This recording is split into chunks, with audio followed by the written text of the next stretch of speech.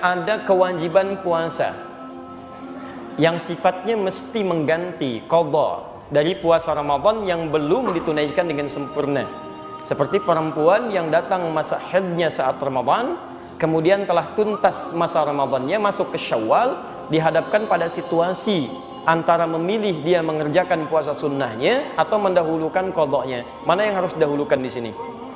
Baik, antum mau jawab silahkan, saya pulang. Coba lihat dulu. Kita bukan main tebak-tebakan di sini ya. Kita harus kembalikan ke dalil dulu. Baik. Lihat sini, di sini ulama terbagi dua pendapat. Pendapat pertama yang mutasyaddid, yang sangat ketat. Ulama menyampaikan jika terjadi dua situasi, antum punya kewajiban qadha, baik perempuan yang tengah haid pada saat Ramadannya atau pria yang punya persoalan kemudian dia mesti mengqadha karena sakit atau yang lainnya, bertemu di bulan Syawal, ingin memilih antara Syawal dengan qadhanya yang wajib, maka pendapat ulama pertama dahulukan yang wajib.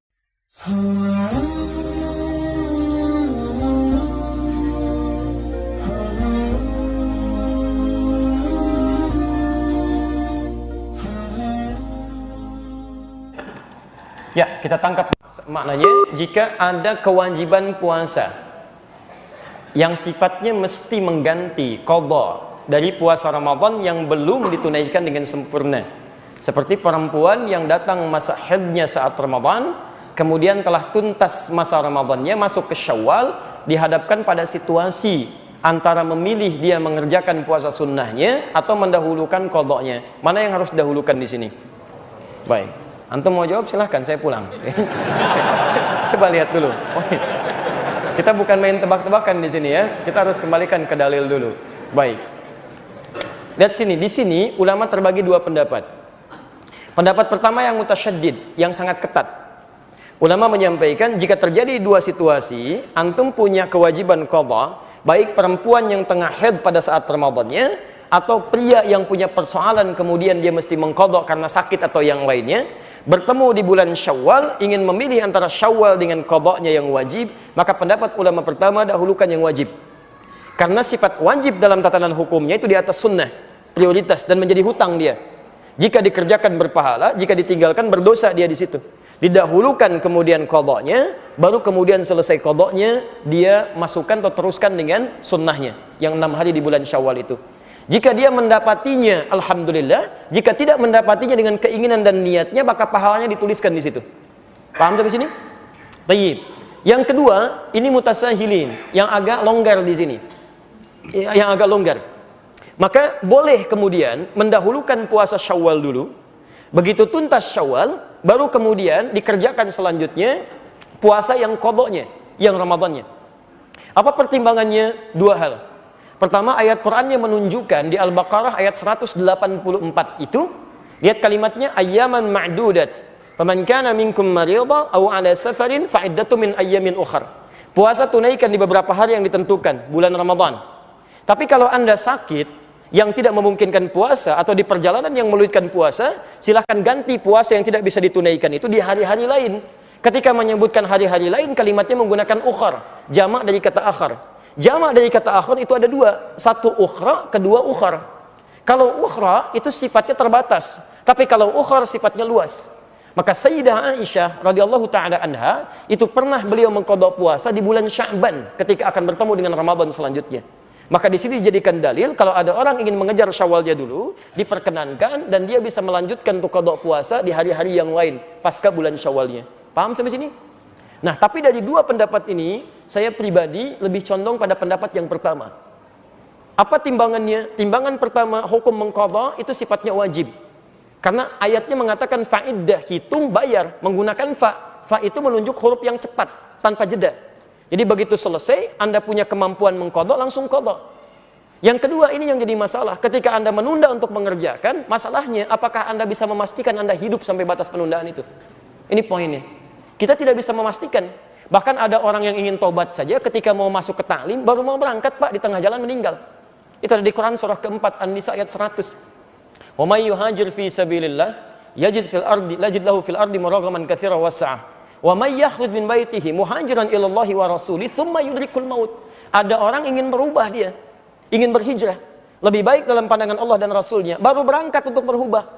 Ya, dalam masa lalu itu maaf ada yang sampai bunuh 100 orang, pernah mabuk, pernah berzina, dia pengen berubah. Lalu dia berangkat ke majelis ilmu, ingin merubah dirinya. Ada sentuhan dalam dirinya. Tiba-tiba belum sampai ke majelis ilmu, di tengah jalan dia meninggal. Jaraknya cuma sejengkal. Lebih panjang ke tempat tujuannya. Maka Masya Allah, pahalanya dituliskan oleh Allah. Surga baginya. Faqad waqa'a ajruhu 'ala Allah. Berangkatnya dihitung sebagai tobatnya, langkahnya dihitung sebagai ikhtiarnya, maka dituliskan pahalanya. Faqad waqa'a ajruhu 'ala Allah. Anda bisa kebayang nggak? Pernah bunuh 100 orang, sering berbuat maksiat, dari mabuk macam-macam. Dia pengen tobat. Dia berubah, belum sampai ke majelis ilmu, diampuni dosanya, dia meninggal dunia. Nah, syahidnya, mohon maaf, kaitan dengan kita pembahasannya adalah, lihat kalimatnya, jika orang ini saja tidak bisa memastikan kapan dia wafat, maka bagaimana dengan Anda yang berinisiatif untuk menunda qadanya? Apakah Anda bisa memastikan Anda hidup sampai selamanya? Belum tentu. Tapi poin keduanya, jika orang pernah bunuh 100 orang saja dia pengen berubah, Allah menjamin dengan surga, maka bagaimana dengan Anda yang nggak pernah bunuh orang, nggak pernah Anda mabuk sebanyak orang tadi, nggak pernah bermaksiat seperti orang tadi? Masa sih nggak ada waktu bagi Anda untuk berubah? Dan Anda sudah sampai ke majelis ilmu, dia dapat surga, kenapa Anda nggak dapat? Maka saya ajak semuanya, ayo, yang pernah bunuh orang, pernah bacok orang, pernah lukai orang, pernah macam-macam orang, tiba saatnya Anda berubah. Anda mau sampai kapan lagi begitu? Kalau dengan keterangan ini, dengan contoh ayat tadi, dengan kisahnya belum menyentuh Anda berubah, mau sampai kapan seperti itu? Kalau Anda ingin bertahan dalam keburukan, maaf, Anda tertinggal. Fir'aun lebih duluan dibandingkan Anda. Lebih jagoan, dan dia lebih hebat dibanding Anda. Punya bala tentara, pernah mengaku Tuhan, pasukannya dahsyat. Anda siapa? Tidak lebih buruk dibandingkan Fir'aun. Dan Anda punya peluang untuk berubah. Anda pernah jadi pemabuk? Ayo, sekarang saatnya berubah. Anda pernah bermaksiat? Sekarang saatnya berubah. Mumpung ada kesempatan. Dan tidak semua orang soleh sekarang, bukan berarti masa lalunya pun baik. Ingat pesan saya, tidak semua ikan yang gemuk berisi daging seluruhnya, pasti ada tulangnya. Seperti halnya ikan kurus akan selalu punya dagingnya. Saya pun jangan dianggap soleh, menurut Allah barangkali aibnya ditutup saja, sehingga tidak tampak dalam pandangan Anda. Ayo kita berubah. Ya, dan kesolehan itu tidak diukur dengan selalu harus dekat dengan persoalan agama. Mungkin Anda jadi pengusaha yang soleh, manfaatkan harta Anda untuk meraih surga Anda. Anda punya kedudukan, jadilah punya kedudukan yang soleh. Manfaatkan jabatan Anda untuk surga Anda dan sebagainya. Itu yang coba kita kedepankan dalam kebaikan. Jadi singkatnya jawaban untuk Anda, silahkan Anda bisa lakukan. Qadha itu bukan bisa tapi harus, bukan boleh tapi harus. Jadi begitu masuk Syawal, saran saya bayar dulu qadha Anda.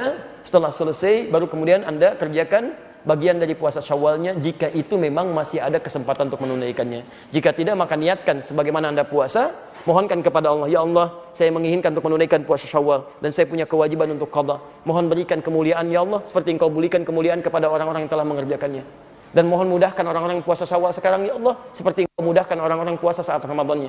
Begitu mereka puasa karena doa Anda mudah dan ringan, maka Anda mendapatkan bagian dari pahalanya. Paham sampai sini?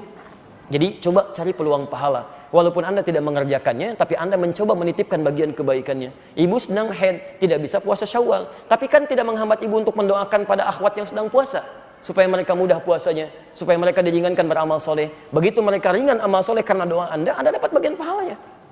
Dan itu yang tidak ketahuan, mungkin itu yang meringankan kita di akhirat nanti dari kesalahan kita, dan memberikan beban berat kita ketika ditimbang di mizan.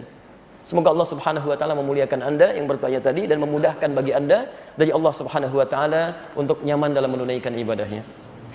Baik teman-teman sekalian, kita ambil satu itu saja dulu. Kalau saya sampaikan untuk interaksi yang menggunakan media interaktif, mohon izin itu untuk yang jauh dari masjid ya. Jadi yang di dekat masjid tidak usah nelpon, padahal Anda di luar misalnya kan. Assalamualaikum Ustaz Adi. Assalamualaikum. Dari mana? Dari luar. Sudah ya. Biasanya kalau semakin malam suka ada aneh. Baik. Baik teman-teman sekalian, karena ini baru pertemuan pertama jumpa kita, barangkali kita tidak lama membahas persoalan-persoalan seputar Syawal. Nanti insya Allah pertanyaan-pertanyaan yang masuk selanjutnya kita jawab di pertemuan yang akan datang. Saya ingin sampaikan dulu tentang hal yang penting, yang ini jadi koreksi kita semua. Bapak dan Ibu sekalian dan pemirsa dimanapun Anda berada, ada satu hal lagi yang penting. Dan ini menjadi ukuran keberhasilan kita saat menunaikan puasa Ramadan, dan bisa diukur pertama kali di bulan Syawal.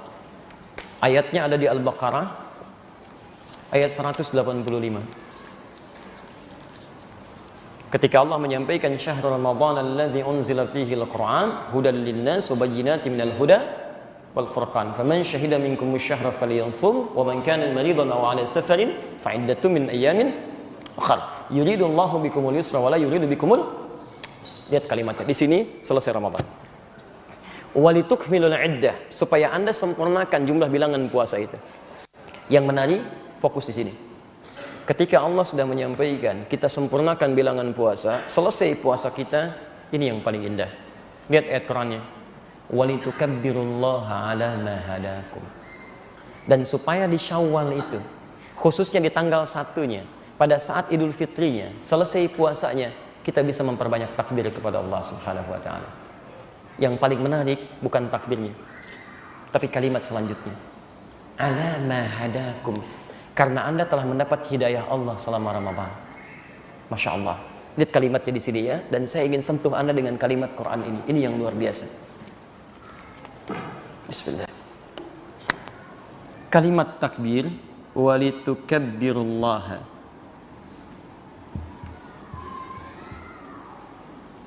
Walitukabbirullaha. Ini poinnya. Ala ma hadakum.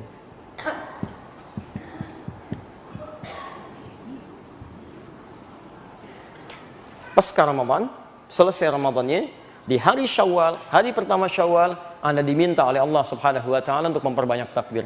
Bukankah selesai Ramadan, bahkan saking tingginya keinginan takbir ini, jangankan besoknya, bukankah maghribnya aja Anda udah takbir? Malamnya Anda sudah bertakbir? Bukankah kita mengucapkan Allahu Akbar, Allahu Akbar, Allahu Akbar, dan seterusnya? Perhatikan, yang paling indah, ketika Anda mengucapkan kalimat takbir ini, Allah menyandingkan dengan kalimat ala ma hadakum, atas hidayah yang telah Allah berikan kepada Anda selama Anda di bulan Ramadan. Allahu Akbar. Jadi pertama, kita mesti paham bahwa saat Ramadan itu semua hamba Allah diberikan petunjuk, diberikan hidayah oleh Allah Subhanahu wa taala. Jadi alasan lisan kita bisa bertakbir itu bukan karena kita pengen bertakbir, tapi salah satunya ada hidayah yang telah Allah tanamkan dalam diri kita dan dilatih selama Ramadan. Dan tahukah Anda bahwa di antara makna hidayah itu ketika disebutkan di Quran adalah perubahan, bimbingan Allah yang merubah kita menjadi lebih baik. Jika disebutkan kalimat hidayah di Quran, salah satu maknanya adalah bimbingan Allah Subhanahu wa taala yang merubah kita, yang merubah seorang hamba menjadi lebih baik. Silahkan cek. Jadi kalau orang sudah dapat hidayah, dia punya tekad untuk berubah. Dan dia tidak peduli walaupun tantangannya sedemikian berat, dia mencoba untuk berubah. Antum pernah dengar kisah Ashabul Kahfi? Yang para pemuda itu, bukankah tantangannya berat? Diancam begini, diancam begitu, tapi karena sudah mendapat hidayah, mereka memilih untuk mendekat kepada Allah. Walaupun harus tinggal dalam gua, kungkungan yang sempit. Orang-orang yang dapat hidayah, walaupun dia mesti meninggalkan kemewahan, meninggalkan banyak hal, ada ancaman, dia lebih tenang berada di tempat yang sempit karena dekat dengan Allah Subhanahu wa taala. Dia lebih tenang kemudian menjalani rizki walaupun kelihatan lebih sempit dari sebelumnya, tapi mendapatkan ketenangan di dalamnya. Yang paling menarik, ketika Ashabul Kahfi tadi tinggal di kahf di guanya itu, ini yang paling menarik. Kemudian turunlah ayat yang menyebutkan kalimat hidayahnya. Ayat ke-13-nya, Quran surah ke-18 ayat 13. Nahnu naqussu 'alaika naba'ahum bil haqq. Kami kisahkan kisah besar. Naba itu kisah yang besar, yang punya peristiwa dahsyat, yang punya inspirasi hebat. Kalau disebutkan naba itu artinya kisah besar yang inspirasinya harus kita ambil. Kalau cuma berita biasa disebut dengan khobar, jamannya akhbar. Tapi kalau sudah naba itu berita dahsyat. Sedahsyat-dahsyatnya berita tentang kiamat. Makanya ayat tentang kiamat nanti disebut dengan An-Naba surahnya. Surah An-Naba, amma yatasaalun 'anil naba'il 'azim. Ya, 'anil naba'il 'azim. Lihat. Nahnu naqussu 'alaika naba'ahum bil haqq. Innahum fityatun amanu. Amanu. Pertama disebutkan kalimat imannya. Amanu. Bukankah ayat puasa dibuka dengan kalimat amanu? Al-Baqarah ayat 183, ya ayyuhalladzina amanu. Innahum fityatun amanu bi rabbihim. Mereka inilah orang-orang yang yakin kepada Allah. Lihat, ketika mereka yakin dekat dengan Allah, apa yang diberikan? Allah bukan berikan materi, bukan berikan kedudukan, tapi Allahu Akbar, wazidnahum huda. Kami tambahkan hidayah. Wazidnahum huda. Huda itu jamak dari kata hidayah, jamaknya hudan. Perhatikan teman-teman sekalian, zidnahum huda. Ini. Jadi ketika Allah cinta pada seorang hamba, sayang dengan seorang hamba, maka yang Allah berikan pertama kali itu bukan dunia, tapi Allah berikan hidayah. Allah berikan hidayah. Jadi ketika kita saat Ramadan diberikan oleh Allah hidayah, diberikan hidayah, Allahu Akbar, itu tandanya Allah masih sayang dengan kita. Dan di antara bentuk hudan itu ibadah turunannya. Lihat tafsirannya Al-Baqarah ayat 2 sampai dengan ayat 5. Dzalikal kitabul la raiba fih. Kemudian hudan lil muttaqin. Apa yang jadi hudan? Quran. Bukankah di Ramadan kita baca Al-Quran? Bukankah di Ramadan kita membahas Al-Quran? Bukankah tiap malam kita dengar kultum yang bersumber dari Al-Quran? Ditafsirkan kemudian, disampaikan kemudian. Bukankah Quran disebut dengan hudan? Syahrul Ramadan alladzi unzila fihil Quran. Hudan. Ini selama Ramadan tanpa kita sadari ternyata Allah turunkan rahmatnya. Allah bimbing kita untuk berubah. Antum sebelum Ramadan jangankan sholat sunnah, sholat fardu kadang-kadang tertinggal, perasaan masih biasa. Begitu Ramadan jangankan fardu, ketinggalan sunnah sudah gelisah. Bukankah antum ketinggalan tarawih nggak tenang tidurnya? Itu kan sunnah. Maka pertanyaan Qur'annya, izin ya, pertanyaan Qur'annya, kalau Allah sudah berikan antum hidayah, sampai lisan antum bisa mengucapkan kalimat takbir, pembuka hidayah, maka apakah dengan semua nikmat itu belum mampu mendorong kita untuk berubah? Itu poinnya. Sampai kapan gitu kan? Ini Allah sudah mudahkan, dan ini nggak mudah loh. Bisa lisan mengucapkan kalimat Allah Akbar itu nggak mudah. Demi Allah saya katakan nggak mudah. Sedahsyat-dahsyatnya Fir'aun, nggak bisa dia mengucapkan itu. Silakan antum lihat kisah Fir'aun. Quran surah ke-20 ayat 43 sampai 44. Itu Fir'aun tuh orang paling jahat di muka bumi yang disebutkan di Quran. Hobinya itu bunuh orang. Yang dibunuh bukan orang biasa, bayi Pak. Bayi. Quran surah 2 ayat 49. Wa idz najjaynakum min ali fir'aun yasumunakum su'al adzab. Pernahkah Anda dengar kisah? Kami kisahkan tentang orang-orang yang kami selamatkan. Ya pada masa Fir'aun dengan kekejaman mereka yang dahsyat. Fir'aun dan koleganya, lihat, yasumunakum su'al adzab, kalau mau nyiksa siksaannya begitu pedih. Yudzabbihuna abna'akum. Yudzabbihun diterjemahkan dengan menyembelih. Tapi antum masih tahu, ada nahara, ada dzabaha, ada dzabbaha, itu beda. Kalau penyembelihan menggunakan nahara, inna a'tainakal fasholli li rabbika. Nah, wanhar itu nyembelih kurban, yang disembelih itu unta. Kalau nahara itu sembelihan untuk unta, karena saat disembelih dia tidak dijatuhkan. Nahara itu menyembelih yang hewannya tidak dijatuhkan, langsung seketika saat berdirinya. Jadi kalau antum lihat unta disembelih, saya bermohon pada Allah mudah-mudahan yang belum haji, belum umrah, insya Allah disegerakan oleh Allah. Nanti antum main ke Kakia, ke Hudaibiyah, di situ nanti ada peternakan unta, lihat bagaimana cara disembelih, tidak dijatuhkan, langsung seketika. Tapi kalau hewannya dijatuhkan, kalimatnya berubah dari nahara jadi dzabaha begini. Dzabaha. Fokus lihat sini ya.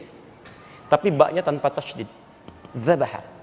Kata Nabi, idza dzabahtum fa ahsinudz dzibha. Kalau Anda mau sembelih hewan, baguskan sembelihan. Dzabaha itu hewannya dijatuhkan dulu. Sapi, kerbau, kambing, domba dan sejenisnya, kalau mau disembelih jatuhkan dulu. Dan Nabi ketika mengatakan ahsinudz dzibha, cara menjatuhkannya pun enggak boleh melukai. Enggak boleh, 1 2 3 banting. Banting, Masya Allah, kau main apa aja. Banting, tarik, tidak, pelan-pelan jatuhkan dengan baik. Dan yang paling menarik, ketika menyembelih pun menggunakan dzibah dari kata dzabaha, sekali sembelihan. Jadi kalau disebutkan dzabaha itu bukan menggorok begini, tidak. Jadi kalau bisa sekali sembelihan. Makanya kata Nabi, tajamkan dulu pisaunya. Dan saat menajamkannya pun nggak boleh di depan hewannya. Anda jauhkan. Awas jangan salah. Kadang ditajamkan hewannya di depan. Kandidat selanjutnya, ayo coba lihat. Kandidatnya, Masya Allah. Dan jauhkan hewannya, Anda kemudian tajamkan. Begitu datang, seketika, tertarik, selesai. Tapi kalau Anda sampai menggorok-gorok begini berkali-kali, itu kalimat dzabahanya, baknya digunakan tasydid begini, dzabbaha. Kalau ada orang hobi mengerjakannya, maka kalimatnya dirubah jadi mudhari, pakai ya. Kalau banyak yang mengerjakan, tambah di akhirnya, yudzabbihun. Perhatikan, ketika Allah menyebutkan kebiasaan Fir'aun dan koleganya, tidak menggunakan nahara, tidak menggunakan dzabaha, tapi menggunakan dzabbaha, pakai tasydid, pakai ya, pakai yudzabbihuna abna'akum. Hobi mereka itu membunuh bayi.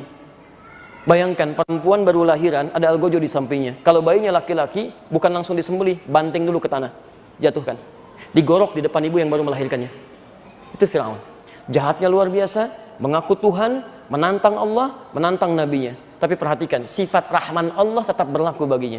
Sebelum nyawanya sampai ke kerongkongan, didorong kemudian, diberikan hidayah. Langsung dua nabi sekaligus, Musa dan Harun. Quran surah 20 ayat 43 sampai 44. Idhaba ila fir'auna innahu tagha. Musa dan Harun pergilah ke Fir'aun, dia sudah mulai menyimpang. Kita saja umat akhir zaman sampai sekarang nabinya cuma satu dan nggak pernah lihat. Fir'aun dua nabi kelihatan oleh mata kepalanya. Sampai dengan datangnya pun lihat kata Quran. Lihat kalimatnya. Faqula lahu qawlan layyina la'allahu yatadzakkaru aw yakhsha. Tapi katakan dengan kalimat yang lembut. Jangan keras-keras, jangan kasar. Katakan dengan lembut, mungkin dengan kelembutan itu dia mulai sadar dan mulai merasa takut kepada Allah Subhanahu wa taala. Dikirim dua nabi, kalimatnya lembut, didatangi ke tempatnya. Tapi apa yang terjadi? Tidak sanggup mengucapkan kalimat Allahu Akbar. Sampai kemudian di ujung masa hidupnya, dalam keadaan sakaratnya, baru dia berucap dan sudah tidak ada faedahnya. Anda yang tidak seburuk Fir'aun, tidak mengaku Tuhan, tidak menantang Allah. Saking sayangnya Allah kepada Anda, tidak harus dikirimkan nabi baru untuk membuat lisan Anda mengucapkan Allahu Akbar. Begitu selesai Anda menunaikan puasa, Anda yang serius, yang belum serius, yang belum maksimal, bukankah lisan Anda mengucapkan Allahu Akbar, Allahu Akbar, Allahu Akbar? Sadar atau tidak sadar, begitu lisan Anda masih mampu mengucapkan kalimat Allahu Akbar, itu hidayah yang telah Allah berikan menginginkan Anda berubah jadi orang baik. Jadi kalau Anda sudah bisa mengucapkannya, itu tanda kasih Allah. Tinggal kita kemudian membuktikan bahwa kita bisa berubah.